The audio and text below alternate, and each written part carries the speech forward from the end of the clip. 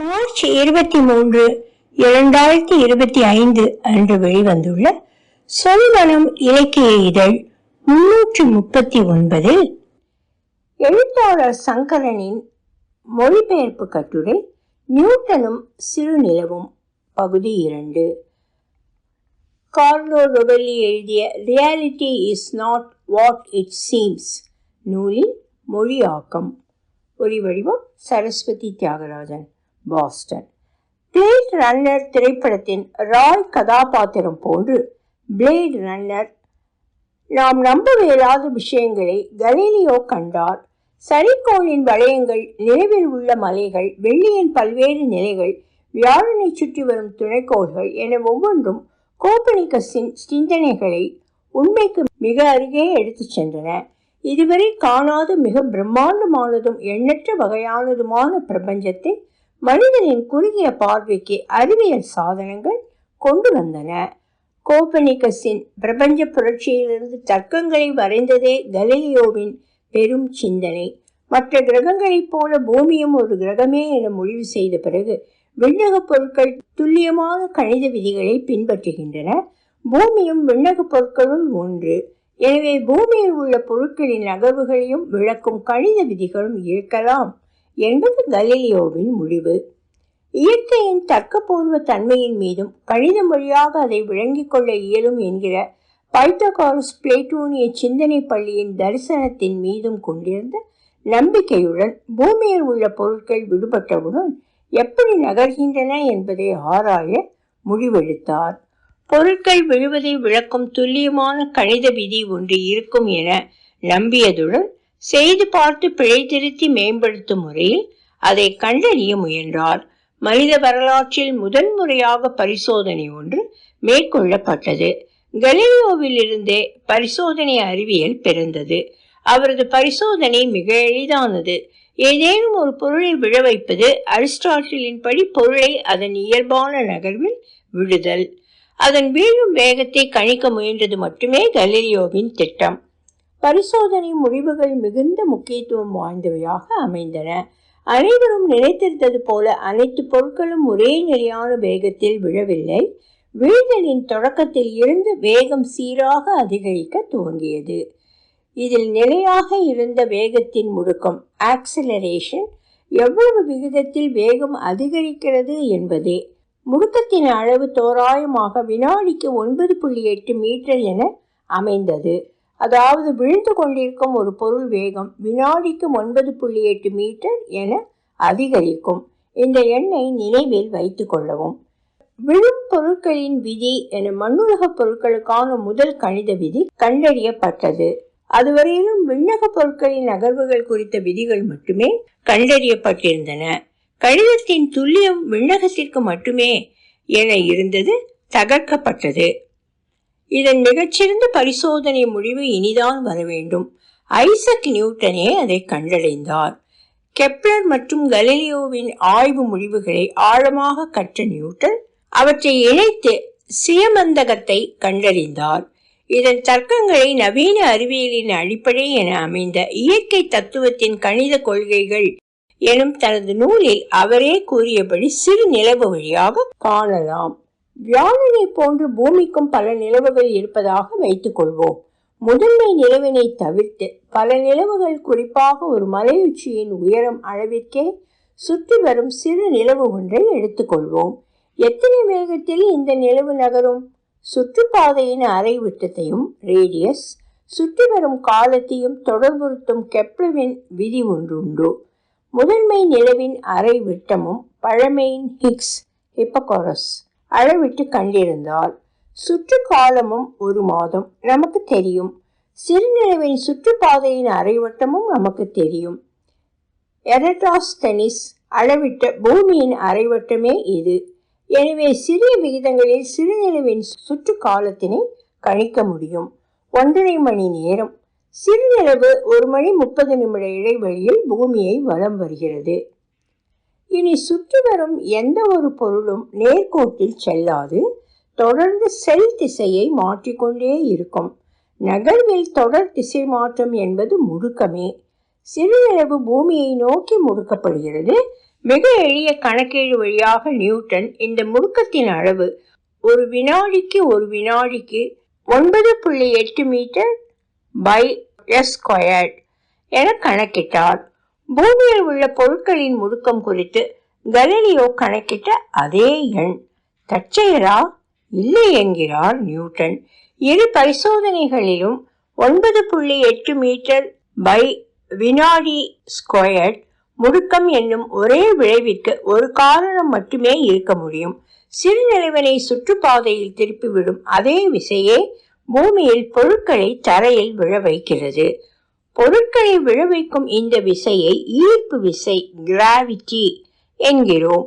பூமியை சுற்றி சிறு நிலவினை வலம் வர வைப்பது இந்த ஈர்ப்பு விசையே என நியூட்டன் புரிந்து கொண்டார். இல்லையெனில் அது நேர்கோட்டில் விலகி சென்றிருக்கும். அதுபோன்று முதன்மை நிலவும் இந்த ஈர்ப்பு விசையினாலேயே பூமியை வலம் வருகிறது.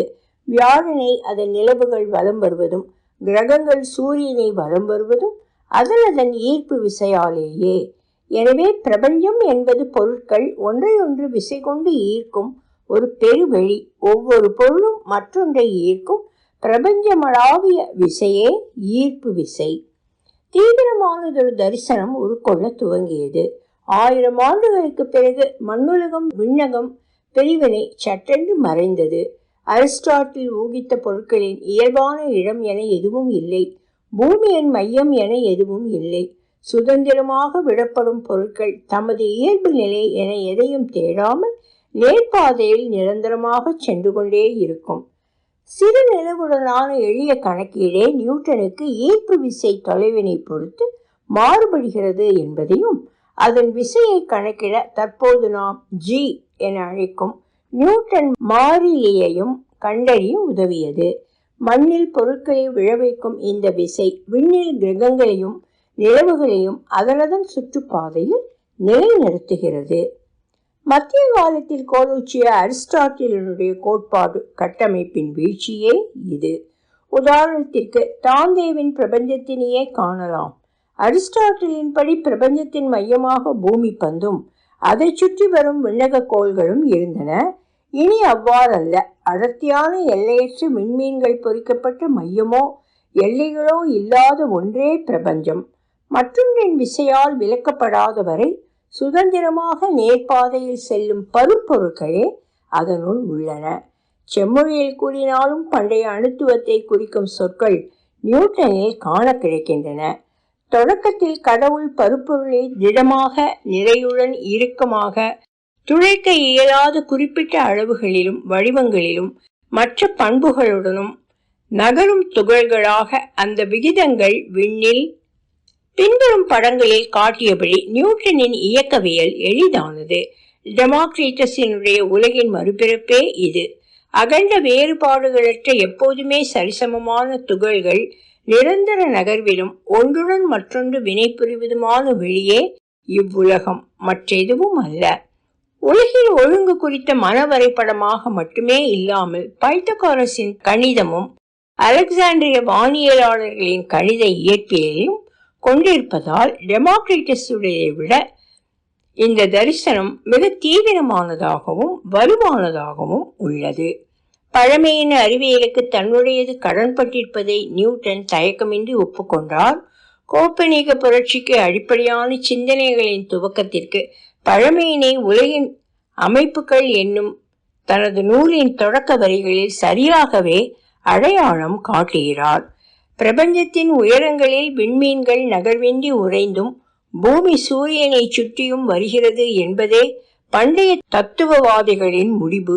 ஆனால் பழமையில் யார் என்ன செய்தார்கள் குறித்த சிறு குழப்பங்களும் கச்சிதமாகவும் நேர்மாறாக பொருள் தவறிய மேற்கோள்களும் பைலோலஸ், சாமோசின், அரிஸ்டாகஸ், அனாக்சிமேண்டர், பிளேட்டோ, அனக்சாகோரஸ், டெமோக்ரிட்டஸ் மற்றும் ரோமர்களது அரசனான கற்றறிந்த நுமா போம்பிலியூஸ் முதலானோருடையதும் காண கிடைக்கின்றன.